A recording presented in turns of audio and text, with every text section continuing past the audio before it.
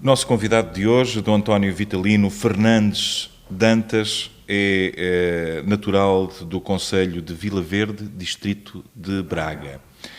Nasceu em 1941, foi ordenado sacerdote em 1968.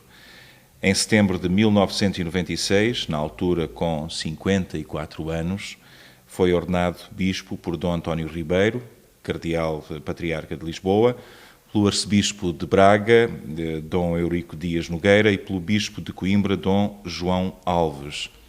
Em 25 de janeiro de 1999 foi nomeado o 16º bispo da Diocese de Beja, sucedendo a Dom Manuel Franco Falcão. Dom António, muito obrigado por ter aceito o nosso convite, muito obrigado por nos ter recebido aqui em sua casa, e vamos ter a oportunidade de falar um pouco nos próximos minutos. Eu que estou agradecido. Creio que hoje em dia estamos num mundo audiovisual e precisamos de comunicar por todos os meios. No dia 25 de janeiro, no passado dia 25 de janeiro, fez 10 anos que veio então aqui para Beja, foi nomeado bispo da Diocese de Beja. Que problemas, Dom António, encontrou há 10 anos atrás na Diocese de Beja? Bem, os problemas que afetam a sociedade civil também afetam a Igreja, porque a Igreja vive inserida no mundo e trabalha com estas pessoas concretas e com esta sociedade concreta. E, portanto, os problemas aqui da desertificação, da falta de emprego ou de trabalho, de grandes projetos megalómanos para o Alentejo, mas que não se concretizavam, já há muito tempo falados.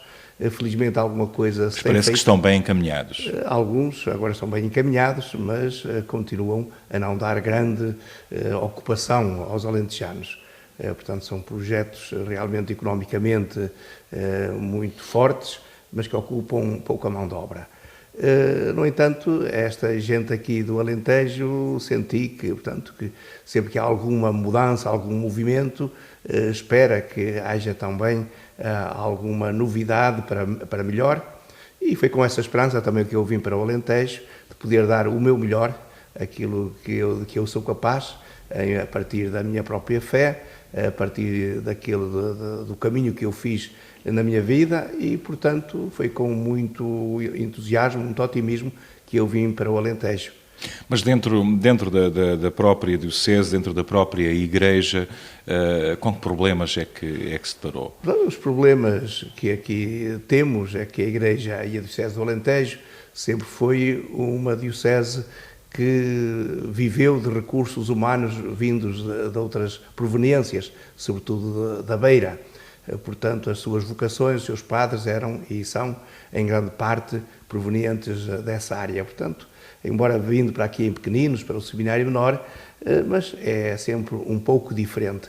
Tendo nós, hoje em dia, como se diz, pescar no mar que lhe é próprio, digamos, na sua zona delimitada, tivemos que intensificar este trabalho das vocações no Alentejo e, felizmente, tem havido algumas ordenações. Como é que está a situação? Qual é o ponto da situação em termos de vocações? Qual é o ponto da situação no momento?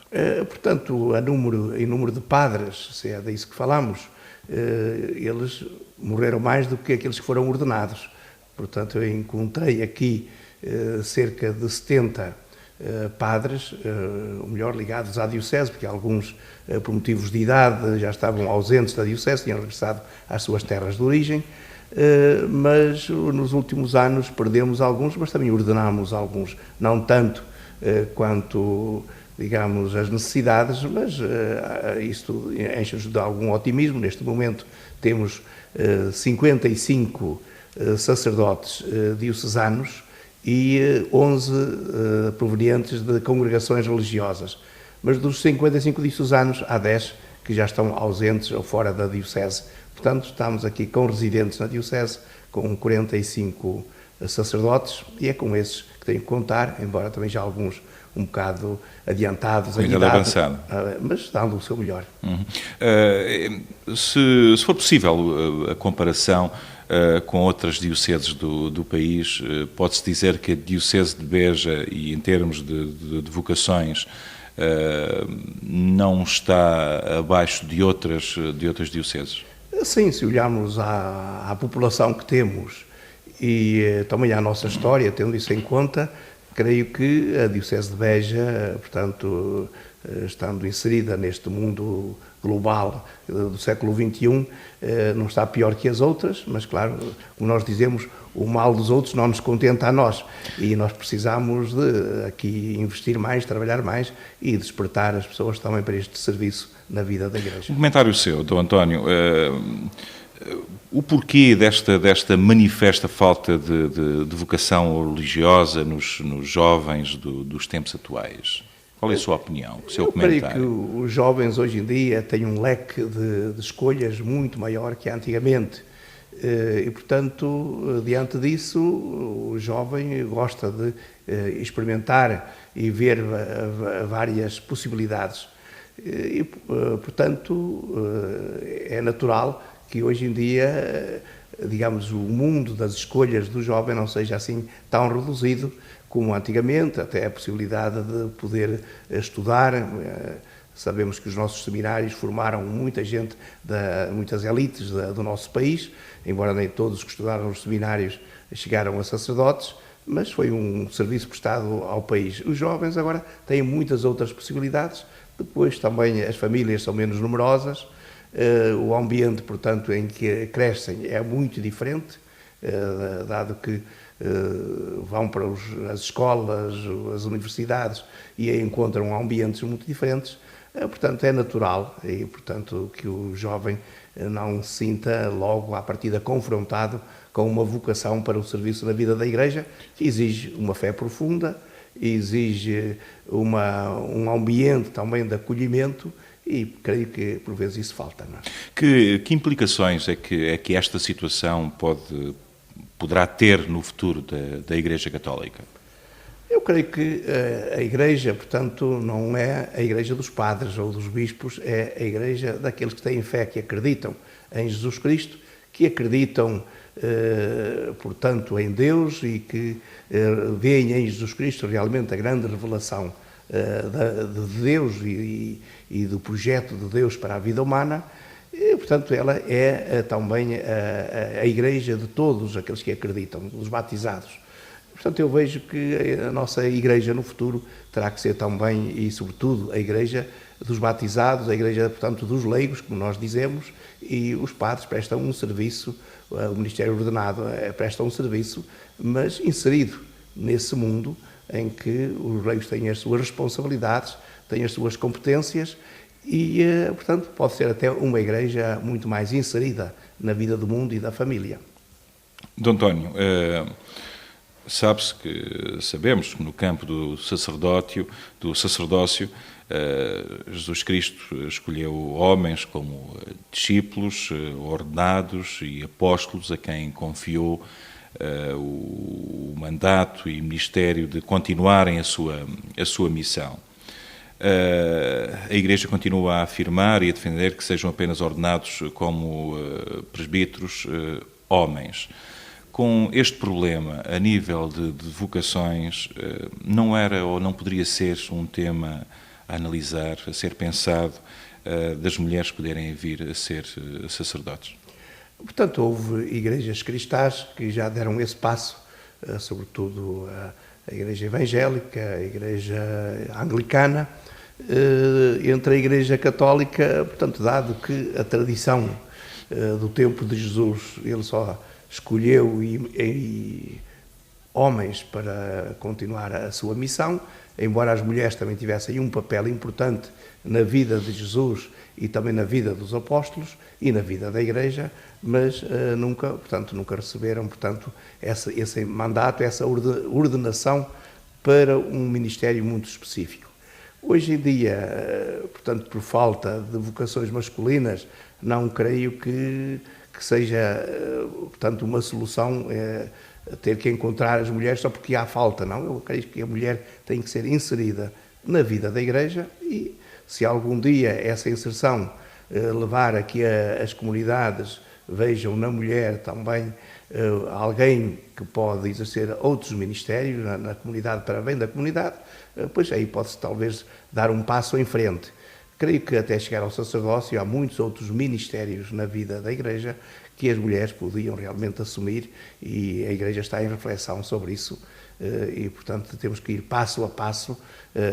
Sabemos que querer dar um grande salto, podemos lá não chegar à meta, ao destino, e portanto temos que ir com calma, mas com firmeza, sabendo que a mulher faz parte essencial da vida da Igreja e da vida do mundo, e portanto não pode ser excluída. Voltando à Diocese de Beja, Dom António, o Departamento do Património Histórico e Artístico da Diocese de Beja recebeu recentemente o Prémio Vasco Vilalva 2008, pelo seu contributo em defesa do património religioso aqui da região. Um prémio que foi atribuído pela Fundação Calouste de Combenguen. Que significado teve este prémio aqui para a Diocese de Beja? E já agora também comentar esta afirmação, que parece-me que o Departamento do Património Histórico e Artístico da Diocese de Beja é, neste momento, o menino dos olhos da Diocese. Sim, creio que a Diocese teve esta feliz iniciativa, através do meu antecessor, Dom Melo Falcão, de inserir... Uma iniciativa que já tem 25 anos. 25 anos. E, portanto, dedicar algumas das competências dos diocesanos ao património, dado que muitos dos nossos presbíteros e das nossas comunidades não têm essa possibilidade, nem essa formação. Então era preciso ter alguém que pensasse nisso, que fizesse um projeto consistente e viável aqui para o Alentejo, dado que temos também aqui a dispersão e muitas igrejas ou monumentos praticamente abandonados, já fora de uso, e por isso acho que se fez um bom trabalho com um projeto bastante consistente, mas que precisa de ser consolidado, não é? Portanto, e o que é preciso para essa consolidação? Eu creio que, portanto, ainda há muitos edifícios, digamos, a precisar de restauro. A inventariação também tem que ser, digamos, tornada mais acessível. Hoje em dia, com os meios da digitalização, da informatização, também temos que aí dar um passo em frente, porque tudo o que se fez até agora foi de uma maneira assim mais mecânica e com meios mais tradicionais e mais pobres. Claro que temos que ainda dar um passo em frente para que este nosso património não apenas seja conhecido, mas sendo conhecido seja apreciado, e sendo apreciado seja conservado e seja também um instrumento de evangelização, um instrumento da fé. Portanto, tudo isso ainda precisa de ser feito. Alguns passos já foram dados e muito bons, não é? Desde a inventariação, desde exposições aqui em Portugal e no estrangeiro, mas agora... E que tem tido bastante sucesso. Assim, tem tido muito sucesso, porque são projetos viáveis e bem feitos.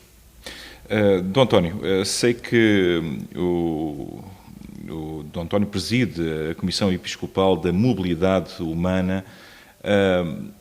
Quer-me explicar o que é isto da Comissão Episcopal da Mobilidade Humana? Portanto, a Conferência Episcopal Portuguesa, portanto, a Assembleia dos Bispos de Portugal, em que estão os bispos chamados ordinários, estão no ativo, mas também os chamados auxiliares e coadjutores, e depois também os eméritos, distribuem-se as tarefas da vida da Igreja, a nível nacional, mas também a nível internacional, de 3 em 3 anos, e normalmente é ser conduzido por mais um mandato. E, portanto, a mobilidade humana é uma das comissões que se dedica não apenas aos migrantes, portanto, aos emigrantes e imigrantes, mas também aos marítimos, aos marinheiros, chamado apostolado do mar, se dedica também a todos aqueles que se chamam minorias étnicas ou nómadas, os ciganos, também os refugiados, aqueles que são perseguidos por causa da sua fé ou das suas ideologias. Portanto, é uma área muito vasta, também os meninos de rua, portanto, aqueles que são abandonados pelas famílias. Temos aqui uma área muito vasta de mobilidade umas vezes forçada, outras vezes voluntária. Entre a voluntária temos o turismo, que também é uma área que pertence, e temos que dar atenção a isso, encontrar agentes que possam organizar, digamos, o acolhimento e a atenção a estas pessoas em mobilidade, porque são pessoas que por vezes sentem muitas fragilidades e precisam de amparo, de apoio, e é esse o meu setor. Claro que já há muitos anos que temos esta comissão, que antes chamava mais das migrações, porque era mais voltada para os emigrantes. Hoje em dia temos também os imigrantes, portanto, nesta Europa, portanto, da Comunidade Europeia, que é uma atração para muitos, desde a Ásia, à África e à América Latina, e, portanto, temos que também saber acolher essas pessoas e organizar, digamos, o acolhimento eclesial dessa gente. A nossa grande missão é, sobretudo, encontrar colaboradores e agentes que aqui em Portugal ou noutras partes do mundo acompanhem estas pessoas em mobilidade. Dom António, ultimamente o senhor, através de algumas crónicas, tem manifestado alguma preocupação no resultado que está a ter na comunidade e a nível também regional, este problema da crise económica que se vive em todo o mundo, e Portugal não é exceção, está a viver também essa crise de uma forma intensa. Esta situação é uma preocupação neste momento do Bispo de Beja? Sim, sempre que há pessoas que sentem que a nível económico, material, que são desprotegidas, desamparadas, que sobretudo que não encontram um trabalho digno para fazer face aos seus compromissos, isso cria muito desânimo e muitas dificuldades às pessoas, e tudo aquilo que são tristezas da pessoa humana também tem que ser tristezas do próprio bispo, que está preocupado não apenas com aqueles que frequentam a igreja, mas também esses sofrem, mas também com aqueles que estão à volta e com os quais nós estamos ligados de uma maneira ou de outra. E, portanto, aqui no Alentejo, se a falta de trabalho já era crónica, agora com esta crise ainda mais difícil se torna, e a mim preocupa-me sobretudo a juventude que não encontra o seu primeiro emprego, o seu primeiro trabalho, e portanto, que pode enveredar por caminhos que sabemos que a ociosidade, a falta de motivação, a falta de esperança pode levar a nossa juventude por caminhos que não dão futuro a esta sociedade. Comentário do António faz às declarações do secretário-geral da CGTP há relativamente pouco tempo, em que pediu ajuda à Igreja Católica para combater a crise. Comentário faz este pedido de ajuda da parte do secretário-geral da CGTP? Portanto, a Igreja ainda tem uma certa autoridade junto de muitas pessoas, digamos, cerca de 1/3 dos portugueses, portanto, tem a ligação direta com a Igreja e semanalmente. Daí que nós, através dos nossos meios, temos que motivar as pessoas para, digamos, para dar corpo ao manifesto, para não cruzar os braços, para se lançarem nas lutas que têm alguma viabilidade para melhorar a situação. Portanto, nós não temos uma organização sindical, mas sabemos que muitas das motivações dos sindicatos na sua área, portanto, do trabalho, da economia, portanto, são uma área que também diz respeito à Igreja, porque a Igreja tem uma doutrina social muito importante e que tem marcado posição através dos séculos em crises muito grandes, e creio que também hoje em dia temos que fazer notar que essa doutrina social da Igreja tem respostas também para este nosso tempo. Não acha que a Igreja devia ser ainda mais atuante em áreas, certas e determinadas áreas, logicamente, mas não deveria ser mais atuante na sociedade? Bem, a Igreja, sabemos que, como há pouco dissemos, estando por vezes assim muito reduzida aqui em Portugal àquilo que é a hierarquia, portanto, o clero, aí ela está cada vez mais enfraquecida, não é? Porque, portanto, por aí não pode ser mais atuante. Mas se virmos a Igreja como todos os batizados, creio que os católicos, os cristãos inseridos na sociedade, nas organizações laborais, na política, devem ser mais atuantes e nós, a hierarquia, acompanhá-los-á, sobretudo com a oração, com a formação, com, digamos, às vezes também com alguns apoios de ordem social, mas mais além, como hierarquia, não podemos ir. Mas temos, por assim dizer, esses braços da frente que estão inseridos na vida do mundo e na política e que deverão atuar mais e não deixar-se levar por interesses partidários ou por ideologias, mas sim pelo bem comum. Eu vou citar o Dom António, em que há dias disse que projetos megalómanos que podem dar trabalho a algumas pessoas e enriquecer alguns grupos, há que viabilizar as pequenas empresas, que são a força do tecido social e contribuem para um desenvolvimento coeso e sustentável. Esta é uma forma de intervir, Dom António, sim, de chamar a atenção. Pois. E de chamar a atenção dos políticos. Sim, porque há, digamos, sabemos que há partidos que, claro, que da oposição, sobretudo, que falam também disso, mas não é nesse sentido partidário, é mais no sentido do bem comum. Ora, se a maioria dos portugueses está inserida em pequenas e médias empresas, e são essas que fazem o nosso tecido social, portanto, é essas que nós, em tempo de crise, sobretudo, devemos apoiar. Os grandes projetos também são necessários, mas esse também tem o seu tempo e, portanto, alguns talvez terão que ser adiados em benefício, digamos, daqueles que ocupam as pessoas, aqueles que dão estrutura social e familiar à nossa sociedade. E por isso é nesse sentido que eu falo, porque, em primeiro lugar, na nossa maneira de ver a sociedade está a pessoa humana.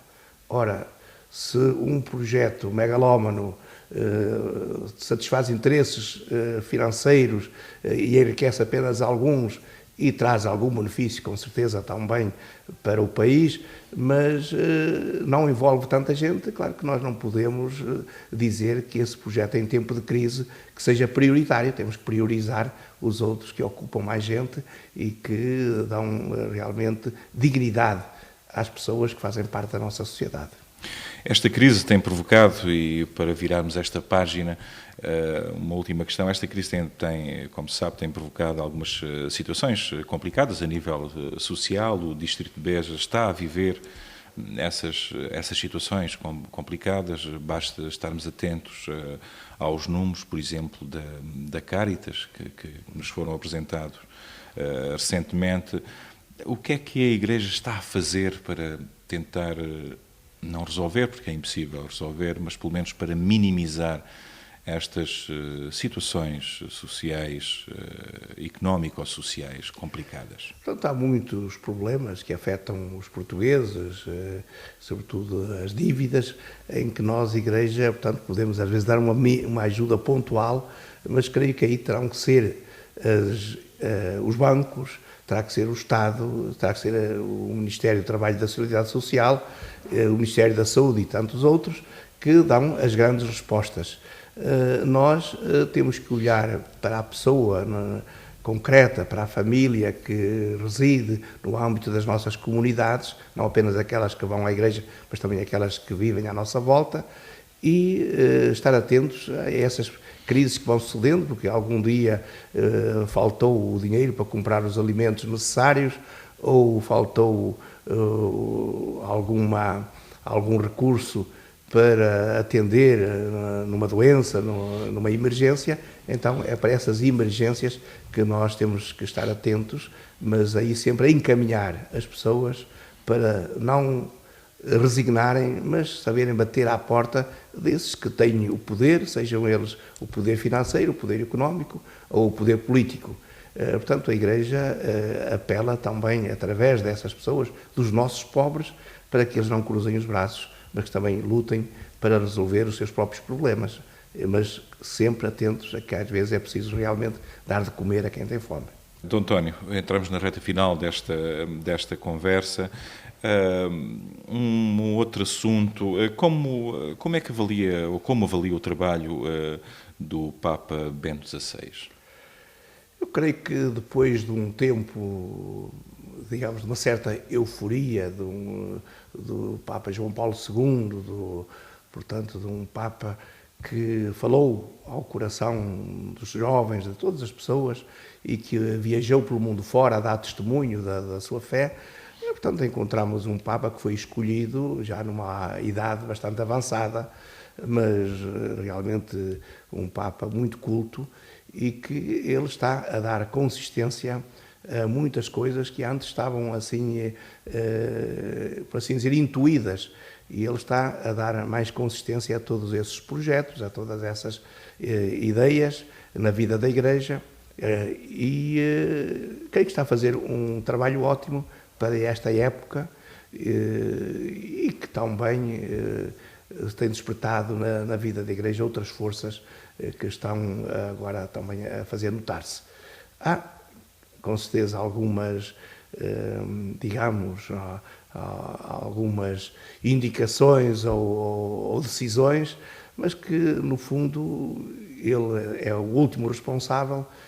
Se calhar, às vezes, teria que ter alguns melhores conselheiros à sua volta para não lhe porem na frente assim, certas propostas que depois se vê que não estão bem pensadas.